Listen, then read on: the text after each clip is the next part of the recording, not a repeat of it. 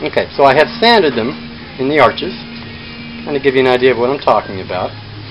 You don't do this on all cowboy boots, just on what's called a pegged shank boot. Try to set you down here so that I can show you that you narrow it, you taper it here, give it a rolled effect in here.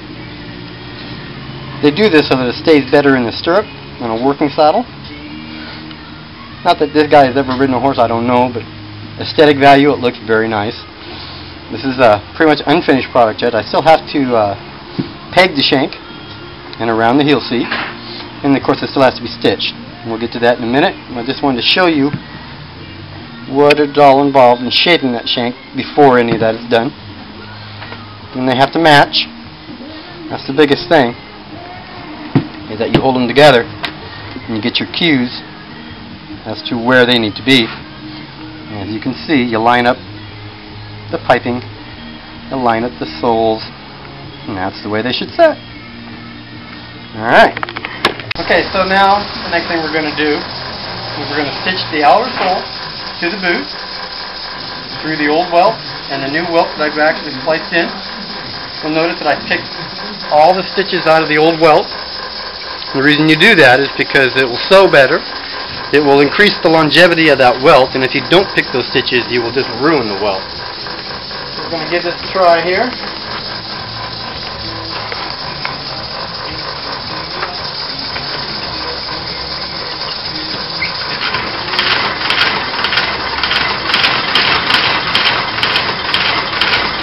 You'll notice that it's also cutting a groove and setting those stitches down inside instead of right on the surface of this outsole.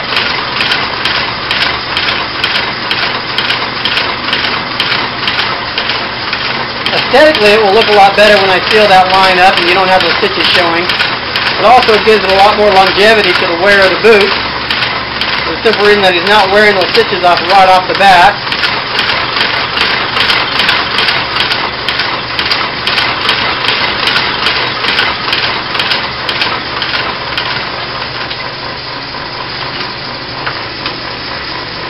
And that's what it's supposed to look like when you're done.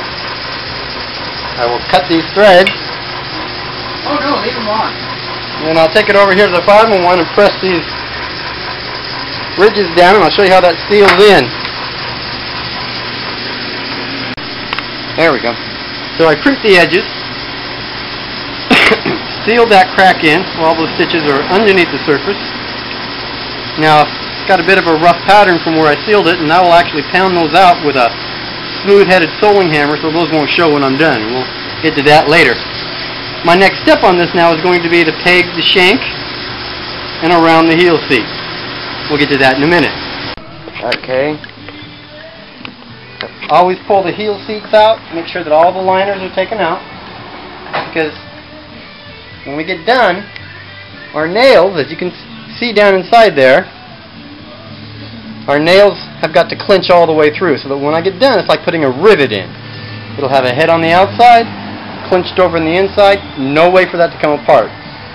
The heel on a cowboy boot is going to take the most stress of any part of this boot. You have to make sure that when you're done, it stays together. When I get done, they will not come apart. First thing I'm going to do is I'm going to peg right in the shank. I'm going to use some brass nails so they don't rust. I'm going to use the appropriate length. Going. Alright, so the next thing we're going to do is we're going to peg the shank. Basically what that means is that because the welt stops here and here and it does not come all the way down, there's nothing that holds this sole to the boot except nails. Other cowboy boots are different. They'll come all the way back with the welt. You don't have to nail them in the shanks. This is the only type of cowboy boot that you really do have to nail in the shank, and that's why they call it a pegged shank boot. I know approximately where I want my line to go. Some people like to mark a line. I don't like putting anything on the leather that's going to show when I'm all done. I'll start with my first nail and make sure that I've got it angled towards the steel last and a good solid support. You can feel it hit the last when you get down to a certain depth. That's a good thing. And then seal it in. Get it nice and sunk in. Okay, so I got the correct base, made sure I had the left or the right base, because it makes a difference when you put them on. If you change them around, the customer's going to think you did something really screwy to his feet. You get it centered to where you know it's got to be. Figure out where the front of the base is. That's basically what I'm trying to find here, is where the front of that base is. And that's where I know what will show and what will be covered. Gives me an idea of where I need to fashion my next set of nails. Some peg shank boots only get a single line of nails, others get two. And the way you determine that is how wide the shank is. Some of them are very narrow, some of them are kind of wide and flat. The wide and flat ones, I always like to give a second line. It's just a lot more stability. And on the wide ones, we're not curling them nearly as much as they should be. We don't have as much of a pronounced roundness to them. They're almost flat, so the second line of nails actually gives it a little bit more strength in the arch and a little bit more shape, so that when he's wearing it, it doesn't feel very flat against the arch of his foot. Now remember, that's where the line of the base is, so my next nail would not show. We start on the other side. Once again, making sure you're on the last correctly, angled correctly, feel for the bite, seat it in. Following the same line, same spacing, so that it's all uniform when you're done.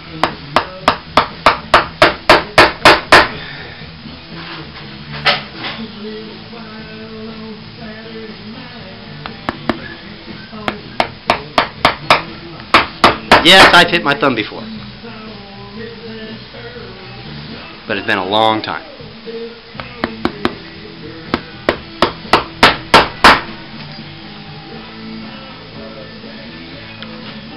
And once again, I'll put that second line in. Doesn't happen very often, but when it calls for it, it's got to be done.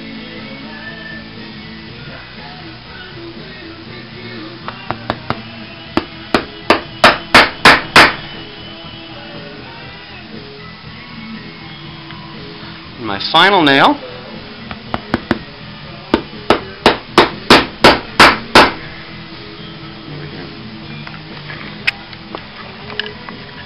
over here and look at it this way. So when you're all done, you've got a nice pattern following the line of the arch. Now I'm ready to nail all the way around the back with a different type of nail to hold this heel seat in. As you can tell, once again, there's no welt, there's no stitching, nothing holds this together but the clinch nails that you put in. So we're going to use what's called a 6/8 round-headed sewing nail. It's not brass, but it is stainless. It will not rust very quickly. Once again, you angle it slightly in, feel for the bite, which I just felt. Countersink it.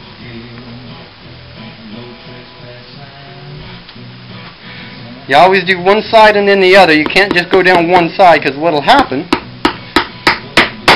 is that the sole will have a tendency to start going in that direction as you nail it. So you nail them both down, the same on both sides, kind of like torquing the heads down on an engine block.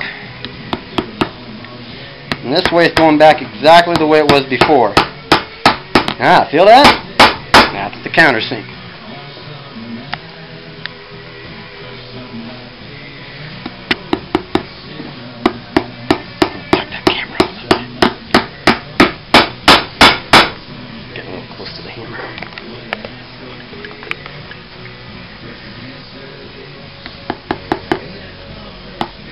Now, as I nail this down, working my way to the back, you may not be able to see it on the camera, but I can feel this heel seat tightening down to the boot and conforming over that shank that's inside. You can see that there's a belly now, much more than there was before.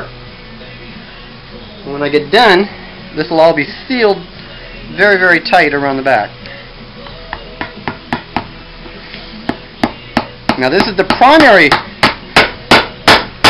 way of holding the back on, but when I put the base on, I'll be nailing that through also, and that will also hold it. We try not to put too many nails through the heel seat, because it will just weaken the leather if you get too many.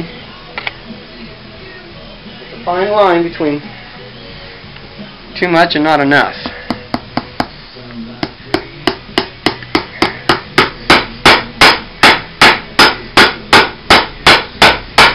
That's the way you peg a peg shank boot.